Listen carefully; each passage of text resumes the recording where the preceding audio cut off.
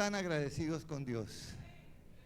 Yo tengo aquí mi diezmo, mi ofrenda misionera, y quiero presentarla delante de Dios junto con todos ustedes. Y hay un texto en el libro de Mateo. Los hermanos le van a repartir los sobres si usted lo necesita. Por favor, levante su mano para que le hagan llegar el sobre. Y en el Evangelio de Mateo, capítulo 5, ya le digo qué versículo, vamos a tener una indicación de nuestro Señor de cómo dar nuestra ofrenda de manera correcta. Mateo 5, 23. Mateo 5, 23. Si lo tenemos en pantalla, podemos leer todo de la misma versión, del versículo 23 al 26. ¿Qué dice la palabra del Señor?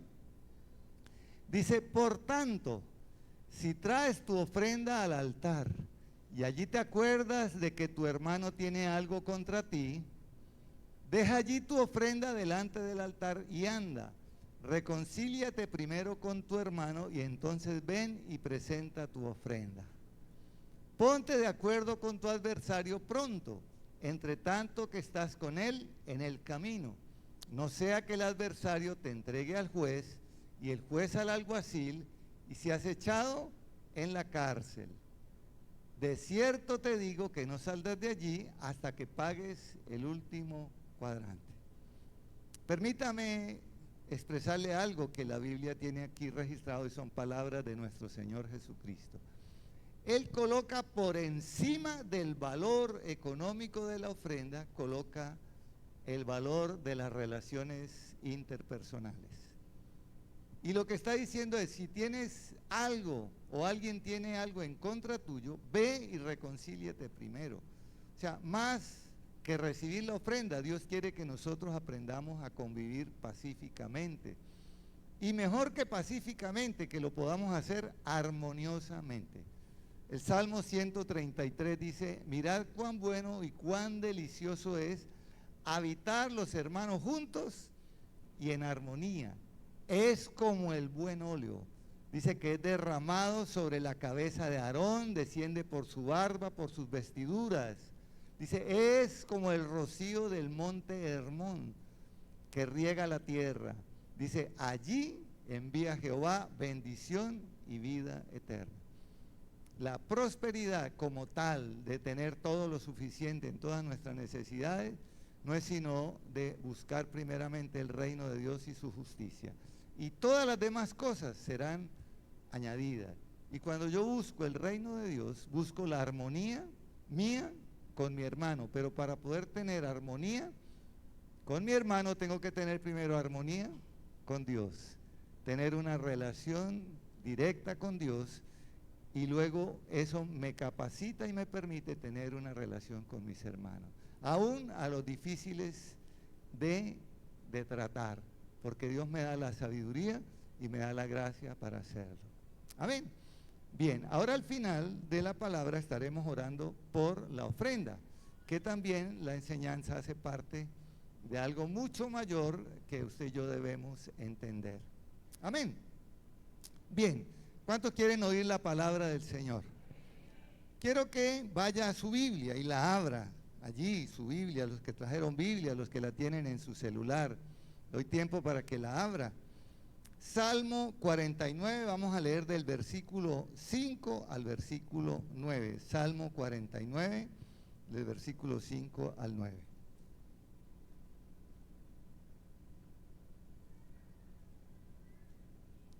Cuando lo tenga me dice amén. Ya escuché por allí un amén. A ver, ¿cuántos tienen la palabra abierta? Saludamos a Lorena y a su esposo que están aquí, bienvenidos, esta es su casa.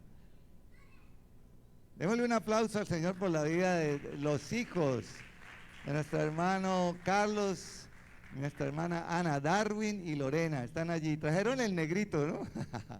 No lo pueden dejar, está en escuela dominical ya, qué bendición, ya se creció ese muchacho, qué bendición. Bien, Salmo 49, 5, vamos a leer la palabra del Señor. En el nombre del Padre, del Hijo y con la unción del Espíritu Santo. ¿Por qué he de temer en los días de adversidad, cuando la iniquidad de mis opresores me rodeare. Los que confían en sus bienes y en la muchedumbre de sus riquezas se jactan.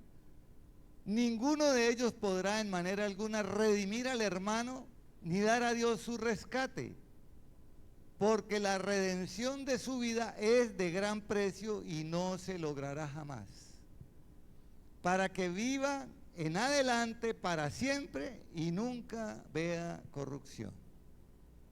Dice amén a la palabra. Quiero que cierres tus ojitos allí donde estás y oremos para que el propósito con el cual Dios colocó esa palabra en mi corazón también se haga tuyo el propósito. Padre, gracias por tu palabra. Ella es viva y eficaz, más cortante que toda espada de dos filos, que penetra hasta partir el alma y el espíritu, las coyunturas y los tuétanos, y discierne los pensamientos y las intenciones del corazón.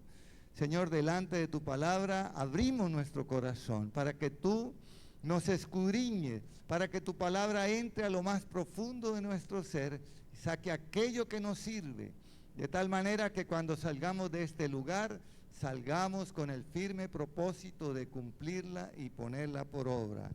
En Cristo Jesús.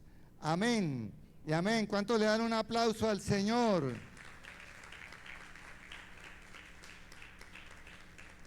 El título, para los que acostumbran a tomar nota, es El valor de la redención de un alma. ¿Cómo es el título?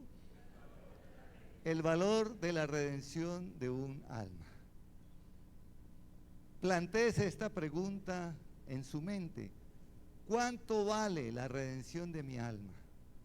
Porque usted ya ha sido redimido y ha sido comprado y ahora usted tiene un dueño. Cuando nosotros llamamos Señor a Jesucristo, es porque somos de Él. Un Señor significa el dueño.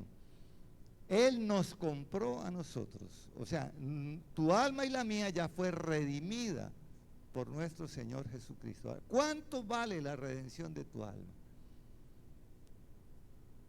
La iglesia tradicional, en la edad medieval, se inventó unas figuras, las bulas y otro tipo de acciones para que los familiares vivos pudieran sacar del infierno a sus familiares que habían muerto y colocarlos en lugares intermedios al cielo.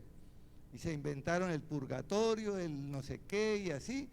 Y entonces cada año tenían que pagar para sacar a su familiar del sitio de tormento y colocarlo en un lugar más cercano al cielo. Mentira grandísima, porque el propósito de esa iglesia en ese tiempo, de la iglesia medieval, que era dirigida por papas que compraban su papado, el propósito era el recaudo de dinero, porque en la escritura veo que la redención de un alma no se puede pagar con riquezas físicas. La redención de una vida no se puede subsanar o pagar con dinero o con riquezas o con posesiones. Un famoso francés llamado Voltaire, ¿cuántos han escuchado hablar de Voltaire? Voltaire era ateo y fue un hombre activista que con sus ideas y sus poesías y toda su filosofía atea ganó mucha popularidad y hizo muchas riquezas en su tiempo. Dice la historia, las crónicas, que cuando Voltaire estaba muriendo, al médico de cabecera le dijo que le daba la mitad de los bienes si le podía extender su vida 6 meses. Pero Voltaire murió en desesperación, porque pudiendo haberse arrepentido de su ateísmo, él hasta el mismo día de su muerte, él confió en las riquezas. Aquí el propósito es que nosotros podamos entender que las riquezas no son confiables para nuestra salvación. O sea que el hecho de tener riquezas no es simbología de que está asegurada mi salvación. Ahora pregunto, ¿son malas las riquezas? No, de ninguna manera. Las riquezas no son malas, las riquezas son buenas. ¿Qué es lo malo entonces de las riquezas? la codicia, el amor a las riquezas, el amor al dinero. Por amor al dinero es que han surgido todos los negocios ilícitos, el contrabando, el narcotráfico, la trata de blancas, la pornografía, todos los males sociales tienen su raíz en el amor al dinero. Entonces el propósito de la enseñanza es que nosotros podamos ver en su verdadero valor las riquezas. No son despreciables, las riquezas son apreciables, pero no tienen el valor para pagar la redención de un alma. Y vamos a ver ahora en la enseñanza, que está dividida en dos partes. Primero, las riquezas, y segundo, cuánto es que vale verdaderamente la redención de un alma, para que nosotros podamos ubicarnos en el lugar correcto y apreciar esa salvación tan grande que hemos recibido. Porque definitivamente hemos recibido una salvación inmensa que no alcanzamos ni a comprender. Yo también fui ateo, déjeme decirle que yo fui ateo. Y yo lo que menos pensé en mi vida fue ser cristiano, menos pastor. Pero a Dios le plació sacarme del ateísmo, guardar mi vida de tantos peligros en los que yo estuve y preservarme para este tiempo, para poder ser luz para otras personas. En su vida ocurre lo mismo. Dios lo ha guardado hasta este tiempo para que usted sea luz para otras personas que necesitan ser iluminadas con una palabra de parte de Dios. Entonces miremos en la primera parte aquellos que confían en las riquezas. ¿Qué representan las riquezas para el ser humano? Porque a través de todos los tiempos uno ve que las guerras, ¿por qué se forma una guerra? Por intereses económicos o intereses territoriales, es decir, por las riquezas que allí haya. Ha habido guerras, hace no mucho tiempo hubo una guerra en Argentina. ¿Cuántos recuerdan la guerra de las Malvinas? ¿Usted sabe por qué fue esa guerra? Por unos islotes pelados, no hay nada en esos islotes, que pertenecían a la Gran Bretaña, a Inglaterra, y Argentina los reclamó como suyos porque están cerca de su territorio. Y tremenda guerra, y cuántas vidas se perdieron por un peladero allá en el mar. Las riquezas, desafortunadamente, mal direccionadas, producen guerras, enemistades.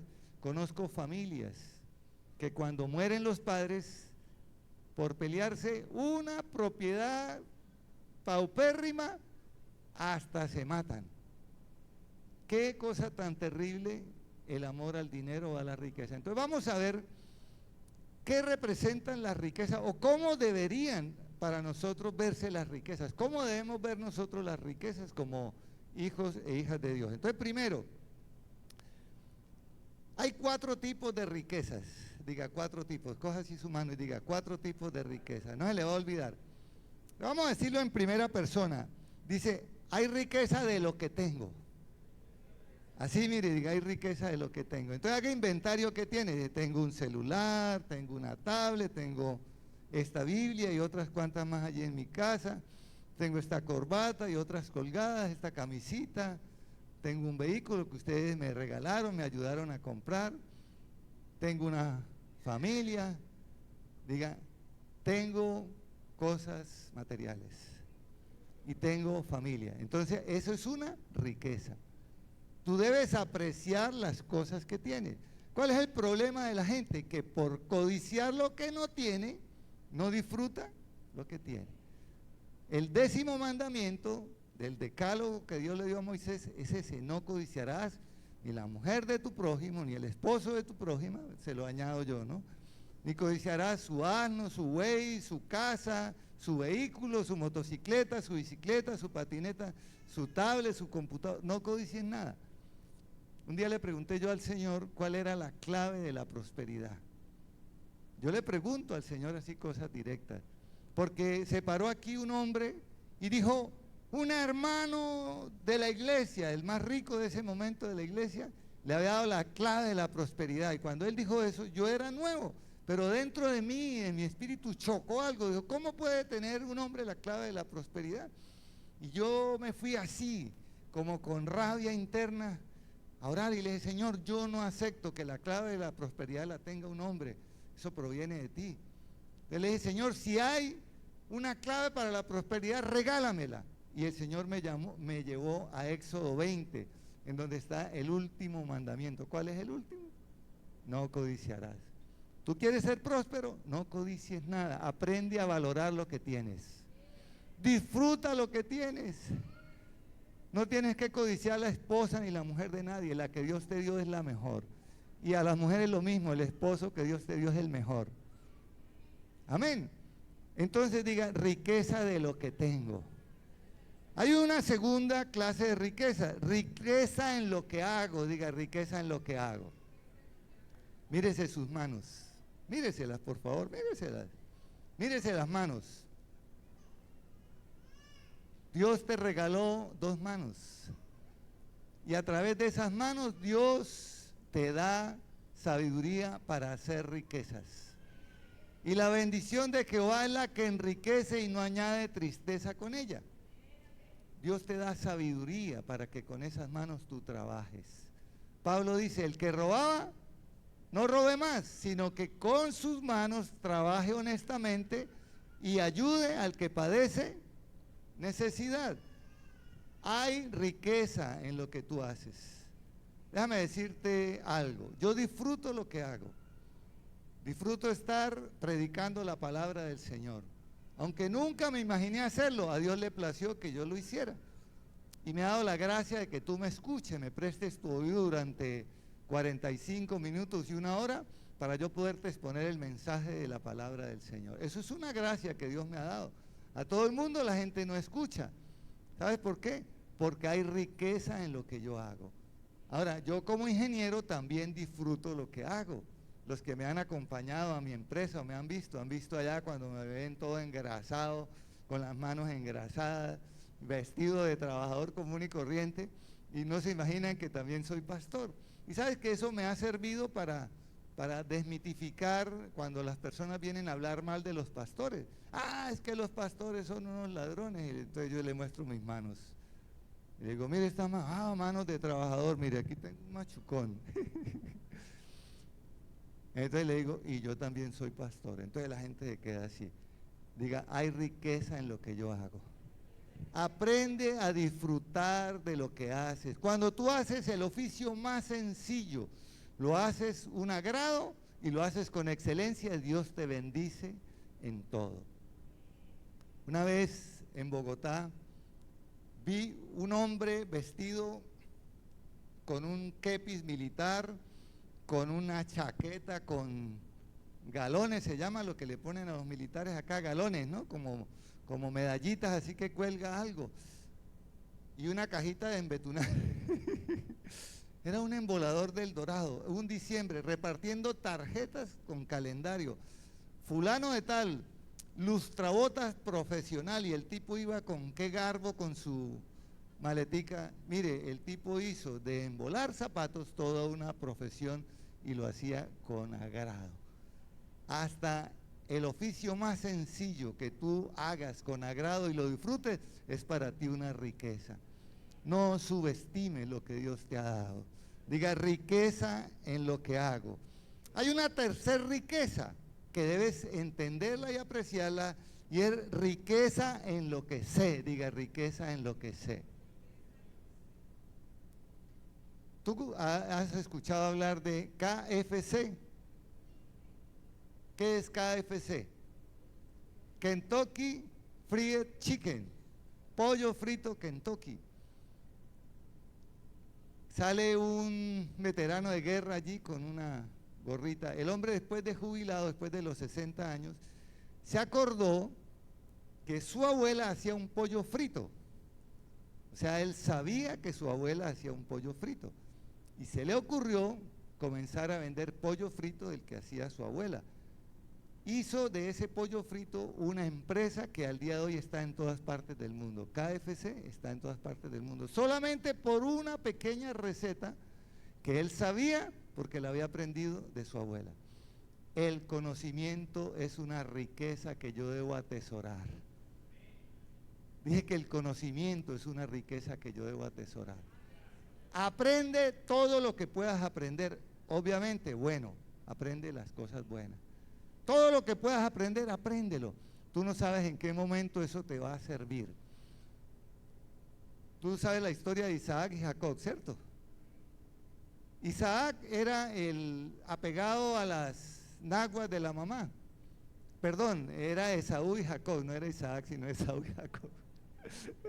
Me pasó lo de un amigo que puso a Mardoqueo en el árbol y no a Saqueo. Esaú y Jacob eran distintos, aunque eran gemelos. ¿Qué era Esaú? Cazador y peludo, obviamente. Pero él era cazador. ¿Y qué era Jacob? Pastor. Jacob en su vida pastoreaba ovejas, tenía un carácter más apacible. Y él aprendió de su mamá a hacer lentejas guisadas.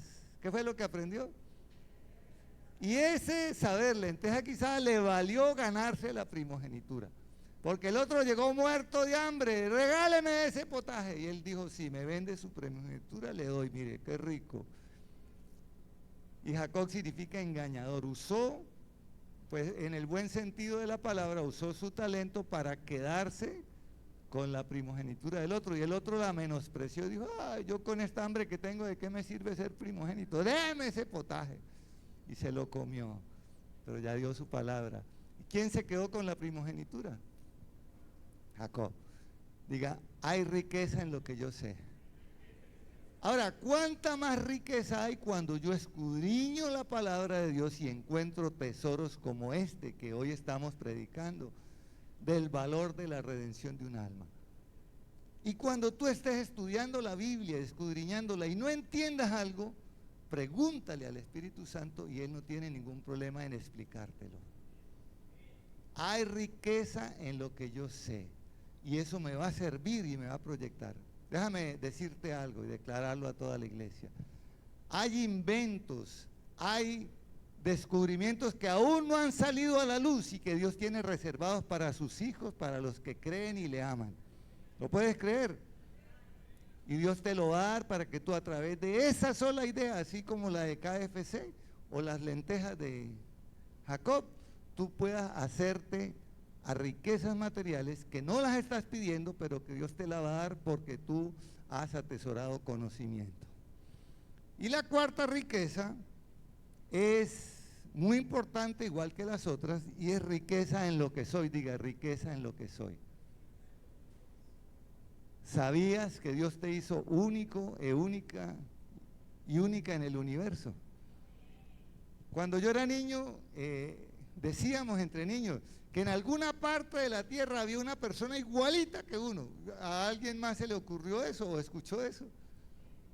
Cuando yo era niño decían eso. Yo me crié en una familia típicamente ocañera, donde se manejan fábulas y todas aquellas historias, y decían que en alguna parte del mundo había una persona igualita, pero igualitica a mí, de la misma edad y todo, que habíamos nacido el mismo día.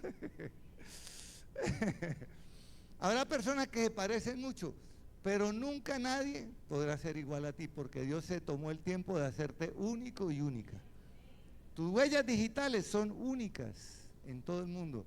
En los millones de personas que han nacido en la tierra, nadie tiene tus huellas digitales. Tú eres único y única. Si Dios se tomó el tiempo para hacerte único y única, diga, hay un tesoro en lo que yo soy. Ahora, cuando tú miras tus órganos internos, que no los puedes ver, obviamente podrás estudiarlos, hay órganos que no ves, pero que hacen unas funciones increíblemente preciosas. Voy a ponerte un ejemplo, los riñones. Para alguien que no sufra de los riñones pasan inadvertidos. Solo cuando de pronto le duele la espalda, ¡ay, me duelen los riñones! Los riñones son los filtros naturales que Dios colocó en nuestro cuerpo para purificar nuestra sangre. Las personas que sufren de los riñones tienen que ir a un aparato y el procedimiento se llama diálisis, que coge la sangre, la pasa por un aparato y la filtra, pero tiene que estar conectado 3 y 4 horas a ese aparato. Y eso hacerlo 3 y 4 veces por semana. ¿Sabes la riqueza de lo que Dios colocó dentro de ti? Para hablar de una sola, para no hablar de las neuronas o del páncreas o del estómago, que es un laboratorio químico que procesa lo que tú comes y lo vuelve energía, lo vuelve sangre, lo vuelve, todas las vitaminas las separa y te coloca los nutrientes. Ahora, además de la riqueza de lo que soy físicamente, tengo una riqueza mucho mayor. Diga, soy hijo de Dios. Eso es algo muy superior a todas las demás riquezas que podamos tener. Yo debo apreciar la mayor riqueza de todas, y es que habiendo sido pecador, habiendo sido ateo, hoy soy hijo de Dios. Ahora, si yo soy hijo de Dios, tengo herencia de hijo de Dios. Por eso la Escritura dice, busca primeramente el reino de Dios y su justicia, y todas las demás cosas vendrán por añadidura. El problema del ser humano es que en el afán de las riquezas, coloca las riquezas como meta, coloca las riquezas como el mayor logro, y en ese transcurso de llegar a la riqueza no les importa pasar por encima de quien tengan que pasar. Esa amenaza que sufrió nuestra senadora Lorena Ríos y los otros senadores es producto de codicia.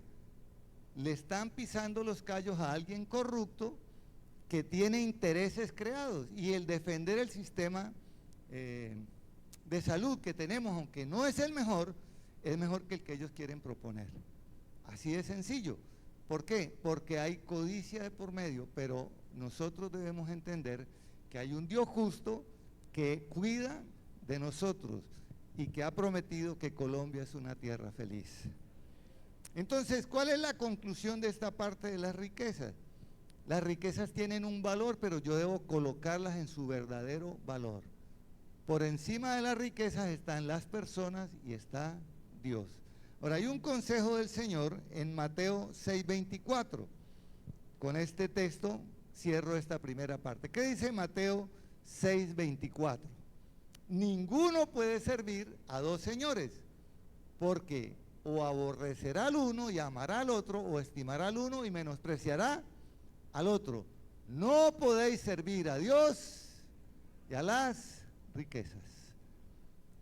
Yo debo tener la plena confianza que Dios tiene cuidado de mí, de lo que yo necesito. Y ahí después viene el texto que dice que Dios cuida de las aves, que no siembran, que no recogen en graneros. ¿Cuánto más no va a tener cuidado de nosotros, que fuimos hechos a su imagen y semejanza? Pero mi confianza no ha de estar en las riquezas, yo debo aprender a administrarlas. Mi confianza debe estar en Dios, el que da riquezas. ¿Cuántos le dan un aplauso al Señor por esto?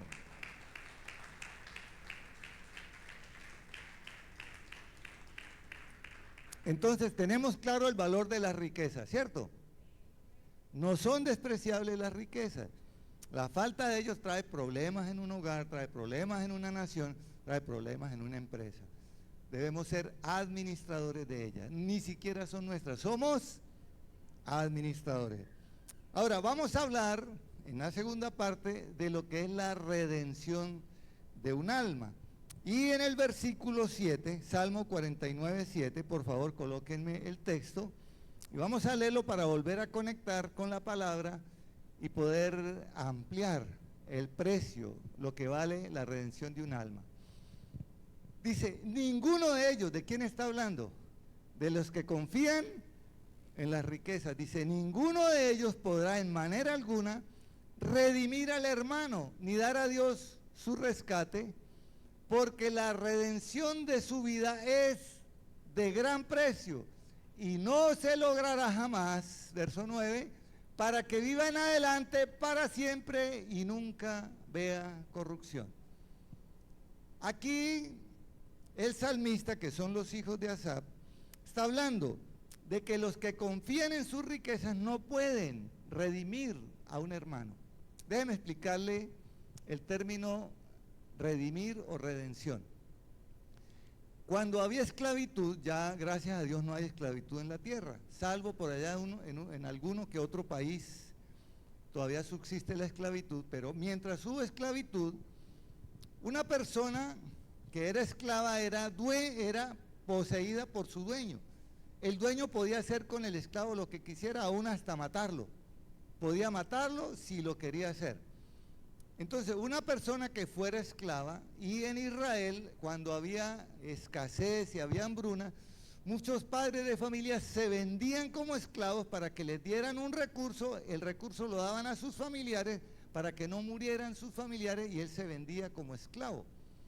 Era una figura que había en Israel, pero había también una ley que cuando alguien se había vendido como esclavo, pasado un tiempo, llegaba un momento en que podía ser redimido o por ley quedaba libre de la esclavitud.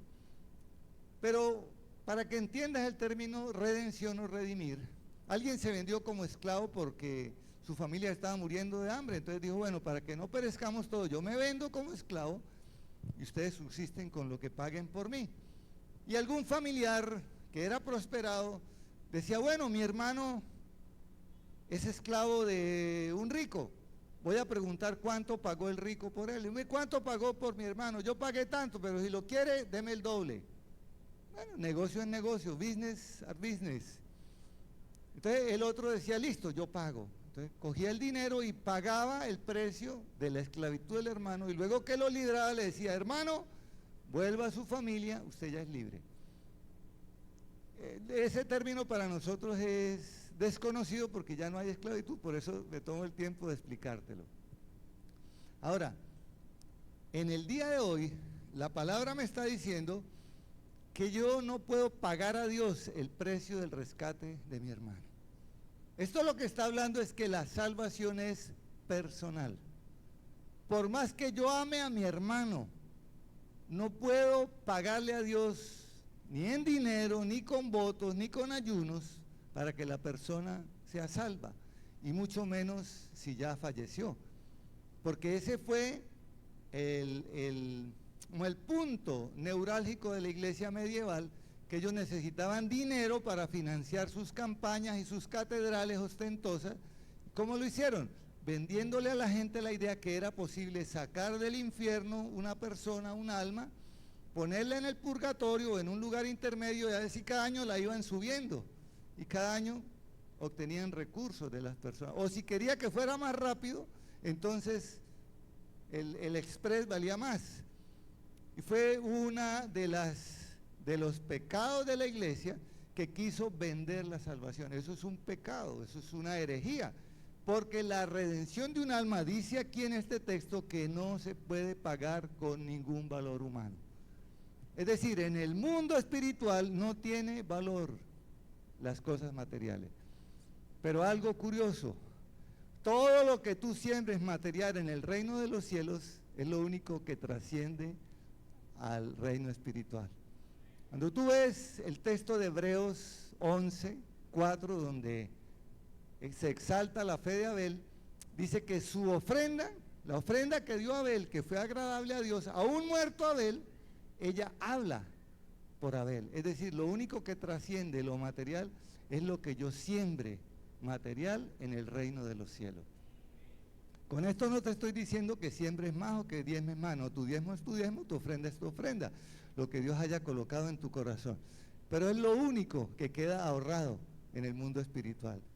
El día que muera una persona, así tenga la mitad del mundo de él, no puede llevarse absolutamente nada.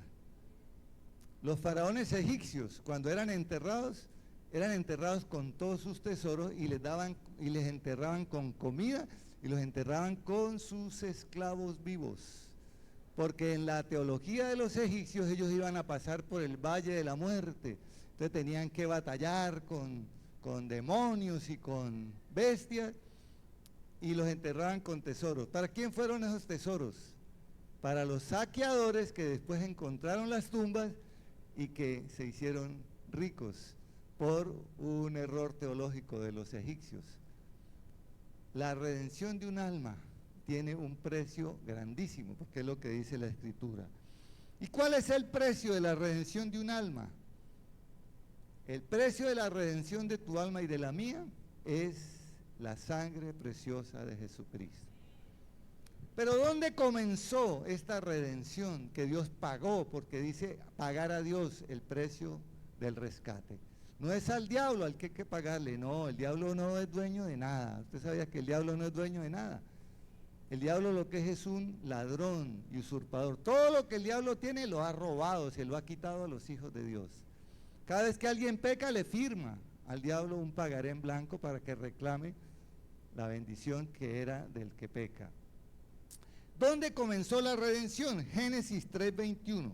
Por favor, acompáñame a este texto que es clarísimo, dónde comienza la redención de un alma. Mira lo que dice Génesis 3:21.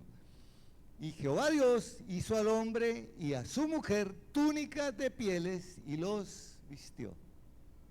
¿Cómo estaba el hombre para que Dios lo tenga que vestir? Desnudo. ¿Quién le dijo a Adán y a Eva que estaban desnudos? Nadie. Ellos estaban desnudos, pero no habían comido del árbol del conocimiento del bien y del mal. El único mandamiento que Dios colocó, ellos lo infringieron. Y al comer del árbol del conocimiento del bien y del mal, descubrieron que estaban desnudos. ¿Y cuál fue el sentimiento de ellos al sentirse desnudos? Vergüenza. ¿Tú alguna vez te has soñado que estás desnudo en público? Padre de la gloria, eso es una pesadilla.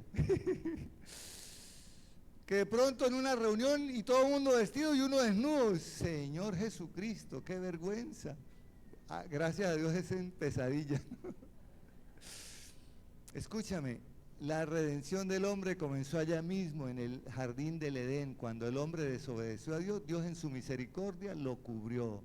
Y mira lo que hizo Dios.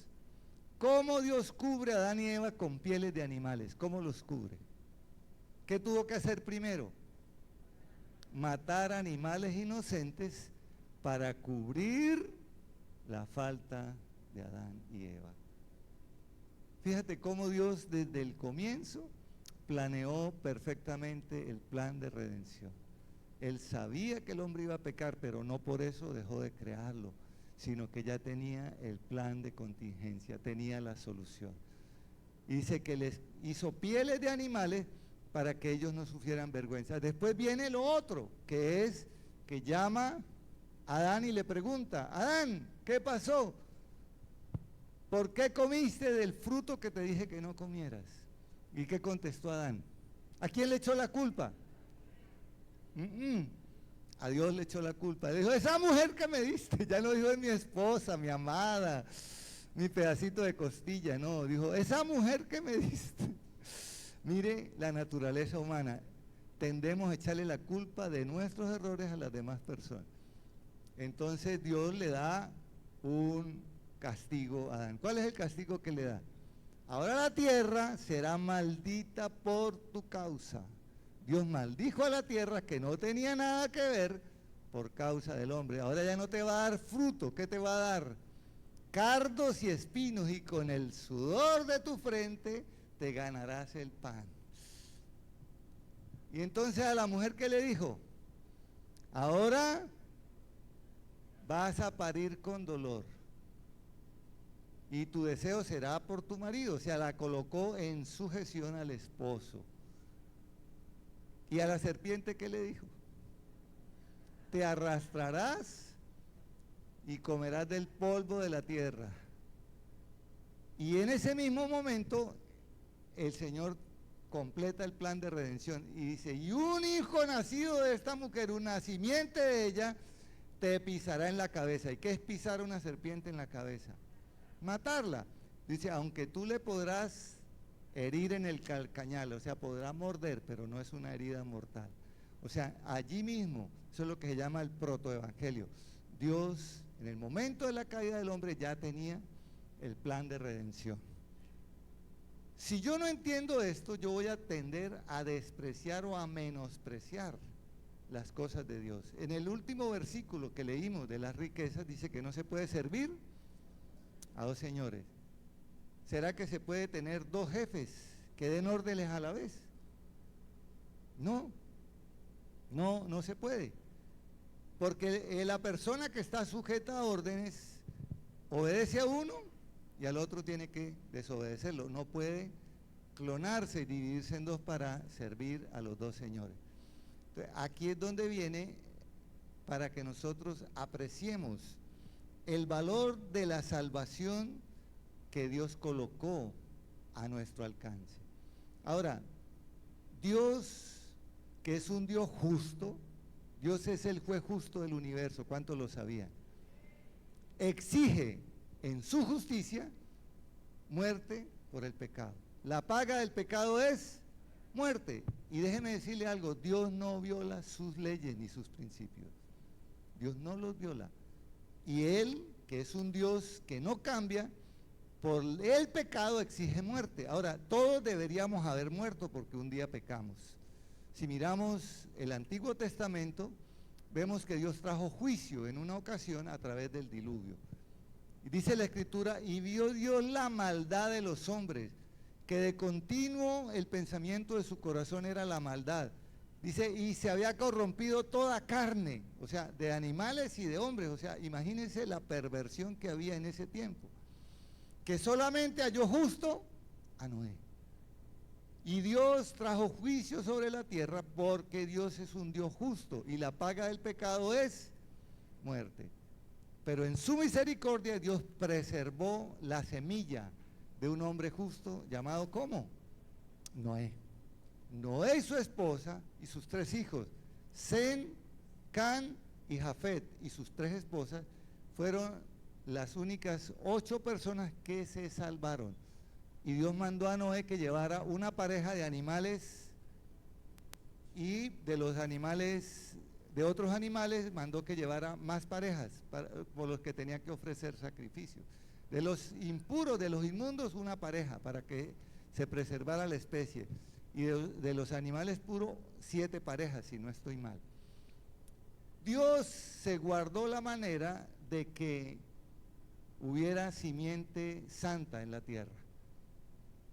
Pero Sem, Can y Jafet se reprodujeron y volvieron a repoblar la tierra, al punto que hoy hay países de 1.500 millones de habitantes. ¿Sabe cuánto es 1.500 millones de habitantes? Eso es mucha gente. ¿Cuántos habitantes tiene Colombia? 50 millones, pongámosle. Comparado con un país de 1.500 millones de habitantes. Somos una uñita. Ahora, en tantos habitantes se volvió a reproducir la maldad. Hay maldad en la tierra. Acabamos de orar por gente perversa que está chantajeando a los senadores porque están peleando por cosas justas. O sea, hay maldad en la tierra. Pero aún con todo y maldad, Dios dejó a su iglesia y a su pueblo para que seamos luz en medio de un mundo que camina en tinieblas. Esto es algo maravilloso y Dios nos ha dejado la salvación como algo a lo que tenemos acceso. ¿Sabe que para mucha gente que está acostumbrada a hacer lo malo, ellos ni siquiera en su vida han contemplado que se pueden salvar? Y eso lo comprobamos cuando íbamos a la correccional, muchachos que no habían cumplido todavía la mayoría de edad, y ellos consideraban que no llegaban a los 18 años, que ellos iban a morir antes por su manera de vivir, vivían matando y extorsionando y robando y haciendo cosas malas. Y un día, predicando allí, un muchacho no se acercaba al grupo, estaba ese día Karina y Hernando ayudándome allí con otros hermanos que me ayudaban en la correccional. Entonces Karina le dijo al muchacho, venga, únase al grupo, y le dijo, no, Mita, no pierda tiempo conmigo, yo soy muy malo. Hay gente que se descalifica, que cree que no tiene derecho a la salvación. Y cuando este muchacho le dijo eso a Karina, el Espíritu Santo tomó a Karina y le dio palabra a ese muchacho. Le dijo, no, mijo, si Jesucristo vino fue por usted y por todos los malos. Los sanos no necesitan médico. Y ese muchacho dice que su vida le cambió inmediatamente. Yo creo que ese muchacho, después que salió de la correccional, salió a hacer cosas buenas. Su vida fue transformada, porque alguien le dijo que tenía oportunidad de salvarse, que su salvación ya había sido comprada y que no había un valor físico para pagar, sino que el valor era la sangre preciosa de Jesucristo. ¿Cuántos le dan un aplauso al Señor por esto? ¡Aleluya! Mira lo que dice Isaías 53:10, para decirte cómo proféticamente ya Dios tenía el plan de salvación elaborado. Isaías 53:10 al 12.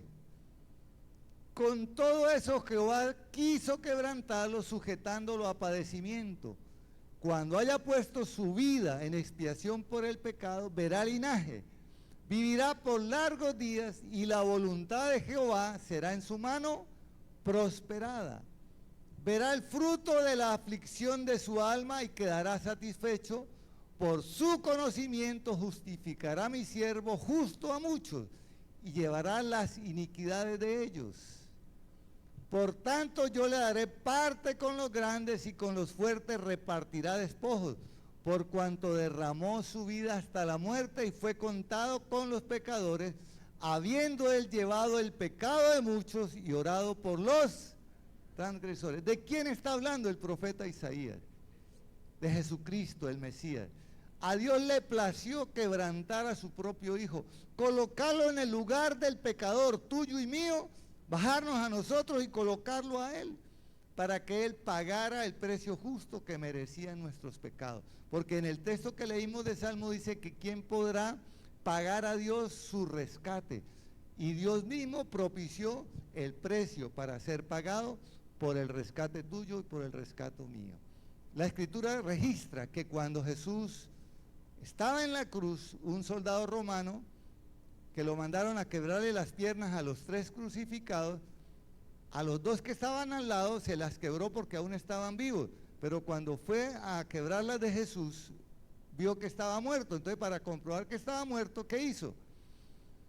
Con la lanza le traspasó el costado y dice que salió primero sangre y después salió agua. ¿Sabes cuándo sale agua del cuerpo? Cuando ya no hay más sangre que pueda brotar. Hasta la última gota de la sangre de Cristo fue derramada por tu redención y por la mía. Y en la Escritura decía que no le sería quebrado ni un hueso. O sea que la lanza de la puntería del soldado pasó por la carne, mas no le rompió un solo hueso. Los clavos tampoco le rompieron huesos. Pasaron por en medio de ellos, mas no le quebraron un solo hueso, porque la Escritura decía que ningún hueso le sería quebrado. Pero ¿por qué Él se sometió a ese padecimiento voluntario? Porque Jesús dijo, a mí nadie me quita la vida, yo la pongo voluntariamente. Yo no sé si tú has pensado en el precio de tu salvación, pero a través de la palabra yo puedo decirte que el precio de tu salvación es altísima, muy alto, que con ningún valor humano se puede pagar. Por eso tú y yo debemos apreciarla. ¿Qué es lo que debemos hacer? Apreciar. Y hay un texto de Pablo que habla de eso. Hebreos 2.1, por favor. Hebreos 2.1 al versículo 4.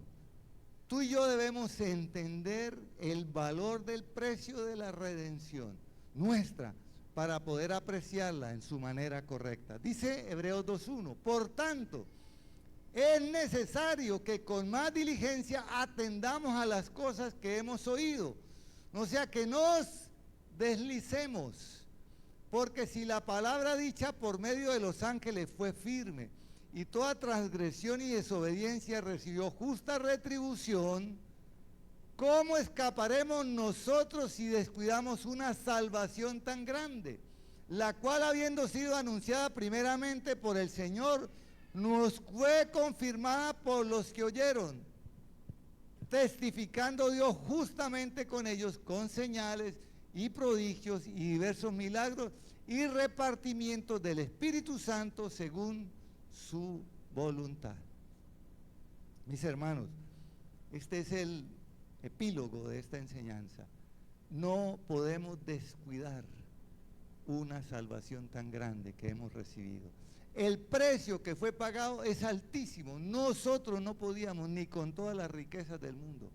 Voltaire ni siquiera pudo que con la mitad de sus riquezas el médico le alargara 6 meses su vida. El único que tiene potestad sobre nuestra vida se llama Dios. El día y la hora de nuestra partida solo Él lo sabe. Solo Él lo sabe. Pero lo que sí nosotros podemos saber es que tu alma y la mía ya fueron compradas y hemos sido redimidos para vivir eternamente con Jesucristo en su gloria. Ahora, miremos en detalle las palabras del escritor de Hebreos. Dice, con más diligencia atendamos a la palabra oída. Es decir, cuando vengas a culto no te dejes distraer, que en un momento el Señor puede soltar un rema y si tú estás distraído te lo pierdes. ¿Qué fue lo que dijo? Lo que hemos oído, lo que hemos aprendido, debemos ponerlo por obra. Decía el pastor Jaime, y lo repito yo, la Biblia que leamos será la que practiquemos. No podemos practicar la que no hemos oído o la que no hemos leído. Toda Biblia, toda palabra que hemos oído es para nosotros practicarla y ponerla por obra. Eso es lo que es un evangelio práctico. No estamos hablando aquí de palabras en hebreo, en griego, para enriquecer o hacer más bonita la predicación, porque la salvación en sí ya es preciosa sin tener que añadirle absolutamente más nada. Aunque el proceso fue doloroso, nosotros lo podemos disfrutar como la mayor riqueza que podamos nosotros ostentar. ¿Cuál es la mayor herencia que un padre le da a sus hijos, Alfonso? El temor de Dios, que los hijos amen y sirvan a Dios. La mayor herencia que le podamos dar a nuestros hijos es el temor de Dios, que ellos amen a Dios y que le sirvan, porque amar a Dios significa servirle de alguna manera. Debo servirle a Dios en el lugar donde estoy, en el lugar que esté. Pero para que eso ocurra, yo debo oír atentamente y poner por obra las palabras con más diligencia, dice el apóstol, para que no nos deslicemos. ¿Qué es deslizarse? ¿Alguna vez alguien se ha deslizado en un piso mojado? ¿Se ha golpeado? Cuando humanamente nos deslizamos, nos hacemos un morado, nos torcemos un tobillo, y eso se subsana, o puede quedar una cojera o algo, pero seguimos vivos. Pero déjeme decirle que un deslizamiento en lo espiritual puede representar el final de nuestra salvación. No me quiero meter en temas de predestinación, porque como iglesia creemos que Dios en su misericordia quiere que todos sean salvos. Dios dejó sus leyes y espera que todos se arrepientan y vengan a la salvación. Pero el deslizarse es apartarse. Dios no quiere que nadie se pierda, Él quiere que todos vengan al arrepentimiento. Ahora, si nos deslizamos y nos caemos, ¿qué tenemos que hacer? Levantarnos. 7 veces caerá el justo, 7 veces lo levantará el Señor. Ahora, cuando se habla de 7, no está hablando de 1, 2, 3, no, es un término completo. O sea, todas las veces que el justo caiga, Dios lo levanta, si aún hay temor de Dios en el corazón. Porque puede haber un momento donde el justo se canse y diga, yo le he servido a Dios y mire cómo estoy, mire mi casa, mire mi familia, mire. Job, cuando le trajeron la última noticia que sus hijos habían muerto, todos de una vez, se postró en tierra y adoró, dijo, Dios dio, Dios quitó. Es colocar las posesiones, las 4 tipos de riqueza en su valor correcto. Nuestra mayor riqueza es nuestra salvación. Porque las riquezas terrenales quedarán aquí, somos administradores de ellas. Un día no vamos a poder hacer uso de ellas, pero de nuestra salvación siempre tendremos que cuidar. Por eso dice, ¿cómo escaparemos? ¿Cómo escaparemos de esto? Porque toda transgresión y desobediencia en el Antiguo Testamento fue castigada, el diluvio fue castigo. Cuando usted mira el libro de Jueces, que lo hemos estado mirando, cuando el pueblo de Dios hacía lo malo, ¿qué permitía Dios? Que los enemigos se fortalecieran, los subyugaran y ellos tuvieran que clamar a Dios. Y eso era así, mire, un sub y baja. Todos los jueces que hubo, que cuando estaban bien, se les olvidaba quién los había salvado y volvían a hacer lo malo. Y Dios en su misericordia levantaba un juez, porque Él conoce la naturaleza humana. Dios es un Dios de oportunidades. Pero ¿cuándo nosotros sabemos si es la última oportunidad que Dios da? Porque Dios, como buen padre, también dice, bueno, esta es la última oportunidad, aprovéchela. ¿Usted no le ha dicho alguna vez a un hijo así? Esta es la última oportunidad que le doy que haga caso, y si no, mire, juguete. Pues nuestro Padre Celestial, que nos ama más, muchas veces corrige y castiga. Mucha gente no le gusta escuchar eso, pero no es para matar a la persona, es para salvación, para salvación. Dice, ¿cómo escaparemos de esta salvación tan grande? Dios quiere que nosotros aprendamos a apreciar lo que nos ha dado. Cuando Jesús dice, busca primeramente el reino de Dios y su justicia, está poniéndonos a nosotros a que evaluemos lo material y lo espiritual. Porque lo material es temporal, mientras que lo espiritual es eterno. Y cuando yo me apoyo en promesas eternas de Dios, nunca seré avergonzado. Déjeme contarle algo para terminar. Cuando yo recién me convertí, la pastora Gladys Castillo, una sierva de Dios, fue mi maestra, me enseñó a hacer los bosquejos. Me encantaba como ella enseñaba, y a muchos de los compañeros.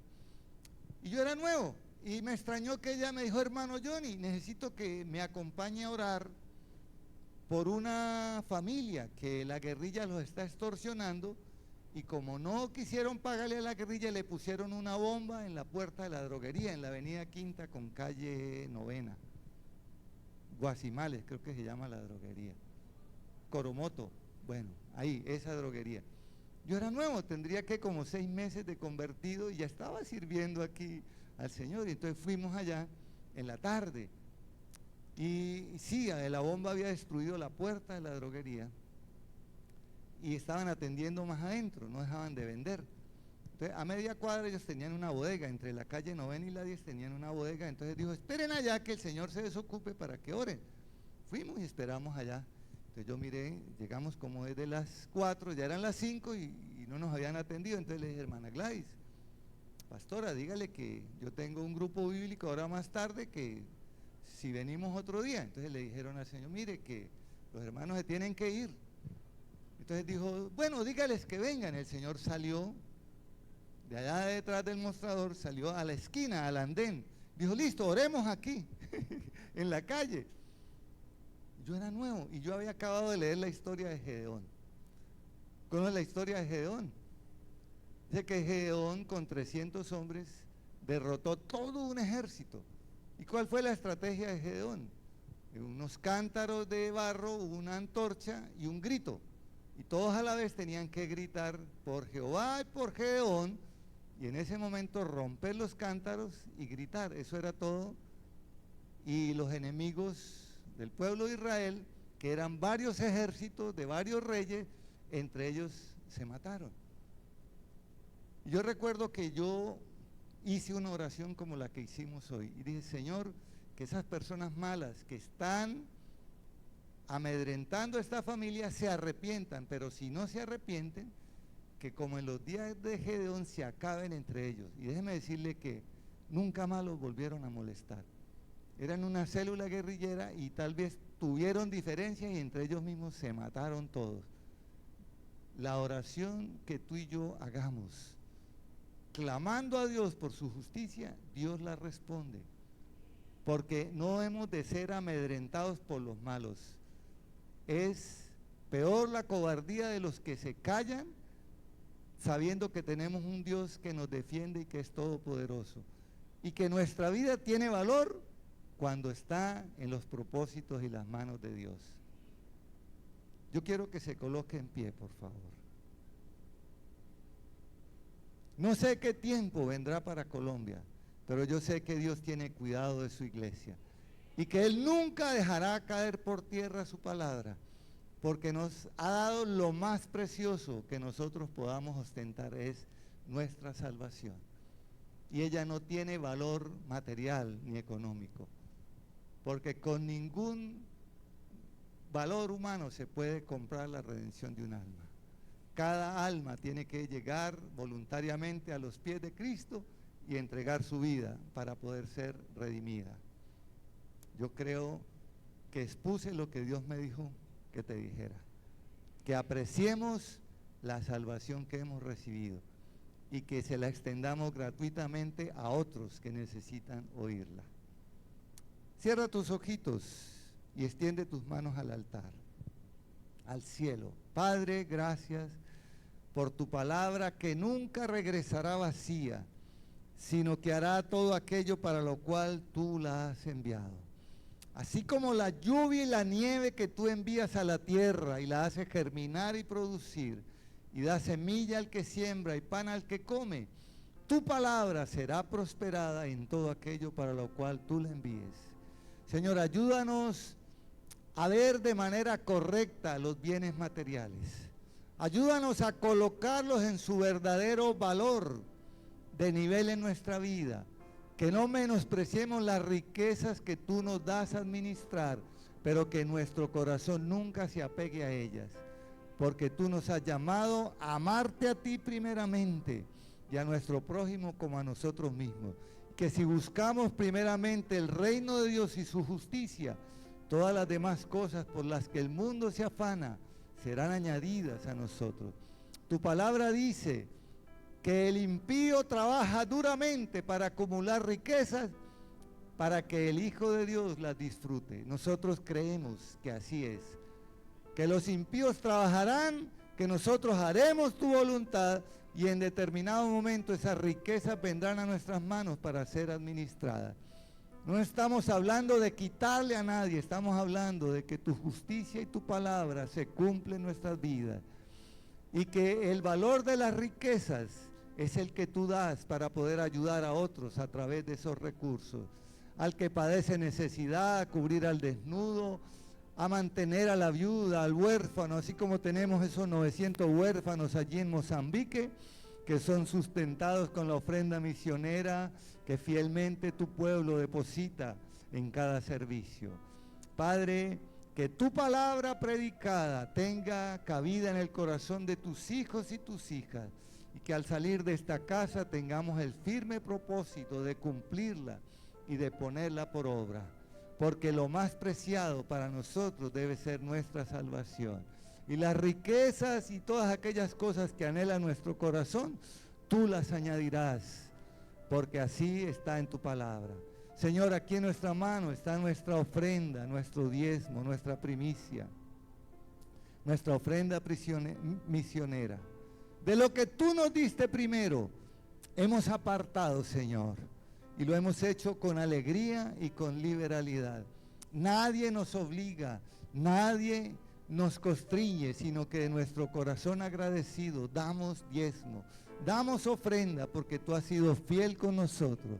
Y esta ofrenda misionera y estos recursos que son traídos al altar en tu mano sean multiplicados, y tu palabra fiel y verdadera alcance a miles de almas allí en lo más recóndito de la tierra, donde nunca antes se ha oído hablar de Jesucristo.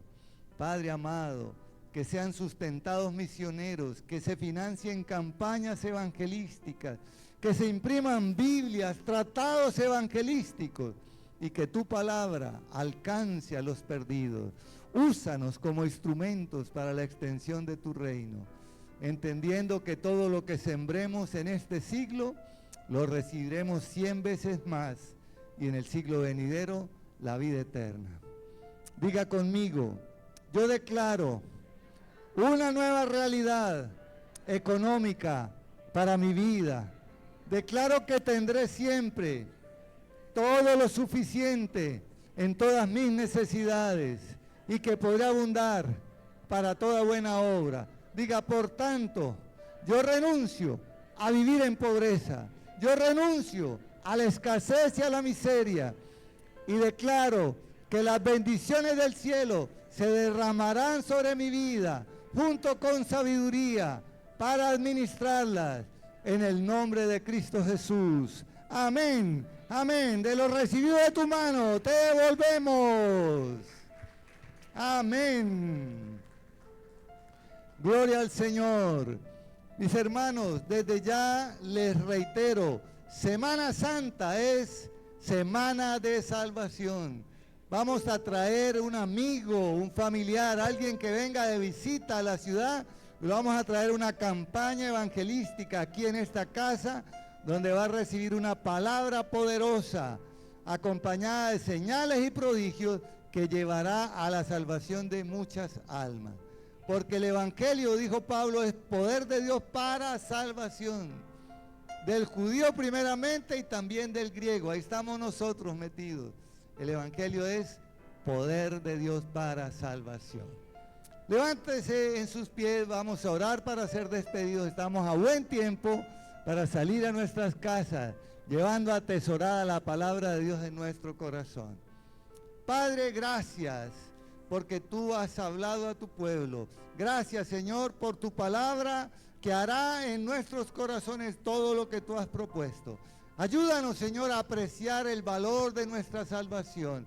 Ayúdanos a apreciar lo que tú nos has dado y las riquezas que has colocado en nuestro ser, en lo que sabemos, en lo que tenemos, en lo que hacemos, Señor, que podamos disfrutar de lo que hacemos, hacerlo con excelencia como para ti, y la bendición tuya no se hará esperar. Padre, ahora al salir de esta casa, lleva a tus hijos en paz y con bendición, que ellos puedan ir y reproducir en otros que no pudieron estar en este servicio las riquezas de tu palabra que están allí expuestas para que nosotros las exploremos y las usemos. En Cristo Jesús. Amén. Amén. Dios te bendiga. Ven, pasa a tu casa con la bendición del Padre, del Hijo y del Espíritu Santo. Amén.